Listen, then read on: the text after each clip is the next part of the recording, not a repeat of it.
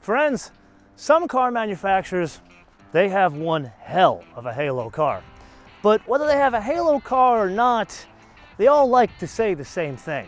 The technology we premiered here, it's gonna make it here. But you and I both know the truth, it's not really the case. Today, let's just say it's gonna be entirely different.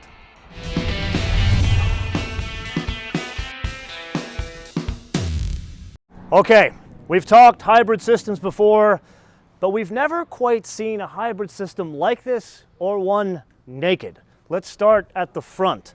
Way over here, that is a 4-liter V8 buried somewhere in there. There are 2 turbochargers that sit in the V, and one other interesting engineering design here. Notice the exhaust manifold as well as the whole exhaust system starts at the top where those turbochargers are and goes around the back of the engine and all the way to the rear of the car. This, in terms of output, this is interesting. 550 horsepower, which comes in at 1960 RPM, stays flat all the way to 4,500 RPM. Now that is just the gasoline engine. Hidden between the gasoline engine and this very new PDK Porsche Doppelgetriebe is an electric motor that adds an additional 136 horsepower and 295 pound-feet of torque. Now we've talked about this before, you can't just add all these things together and get your total output for the system, but if we were to put it all together and make it work, this is where you really need to sit down. 680 horsepower, and if that were not comical enough, 626 pound-feet of torque. That comes in at 1,400 RPM, stays flat all the way up to 5,500 RPM. Now, a little fun fact here about the transmission. I already told you this is a new derivation of the Porsche Doppelgetriebe, which you can hear on the track over there. One of those is a 911 Turbo S. This one is different, not only because it's new, not only because it has 2 extra gears, it's different because it's longer. It's a larger transmission casing, which necessitated the extra size of the wheelbase. So it's only about a ½ an inch longer, but this was the big reason why. Another fun fact about the transmission, the 2 extra gears, they're mainly for fuel economy, so they're kind of a reduction gear.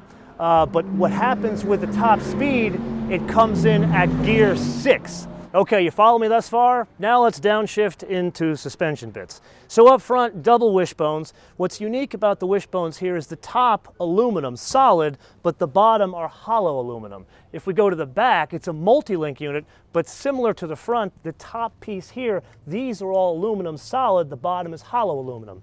Now the reason why they do this is kind of a theme. It's lightweighting, which is kind of comical when you think about it. The overall weight of this, wait for it, 5,100 pounds. So they go through in bits like this, some of the transmission, all of the pieces in the engine have been gone through to lower weight. Still heavy, but the general idea or theme is there. Now let's press on to some more details in the back. 4-wheel steering. Now this is the first Panamera. This generation of Panamera is the first one that's fitted with 4-wheel steer. Have it here. Similar concept to other systems that we've seen before in a low speed situations. It gives more maneuverability, kind of like a short wheelbase car. In high speed situations, it makes it like a long wheelbase car, more stability. Now, if you're paying attention, you notice there are dampers here and air ride here. They have 2 real different purposes. The car we're going to drive in the full first drive review, I would love to drive this one, but something tells me we'd have a problem. This is for the sports suspension. This here is an air ride. Now what's different about this system, it's a 3-chamber air setup as opposed to 2-chamber in the previous Panamera. And the concept is more air, more comfort setting. So if I'm reading between the lines, I feel like Porsche's trying to go after S-Class and 7 Series sales, even with 680 horsepower. Okay, oh yeah, one more thing. Let's take a look back here. The exhaust bits in a turbo, they are trapezoidal. In a non-turbo, or I should say a regular turbo, basically V6s and regular Panameras, they are round. I believe that's everything. I'm tired in regurgitating all this stuff. Okay, over the past couple episodes, you know I've been going on and on about construction of vehicles and the impact on driving dynamics.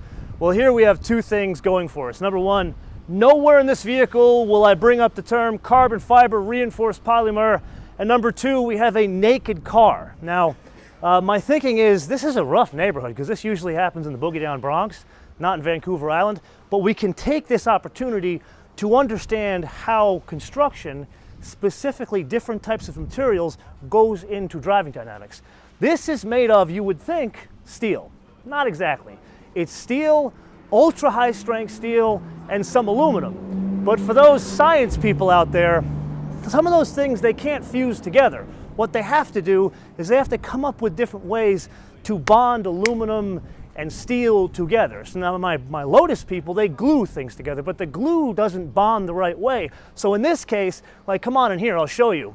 Where they have the aluminum, which is door skins, all this kind of stuff here, and the ultra high strength steel is all this, the way they put it together is they literally sew it together. Like it's a hem, where it's teeth that come together and then they bond the pieces together.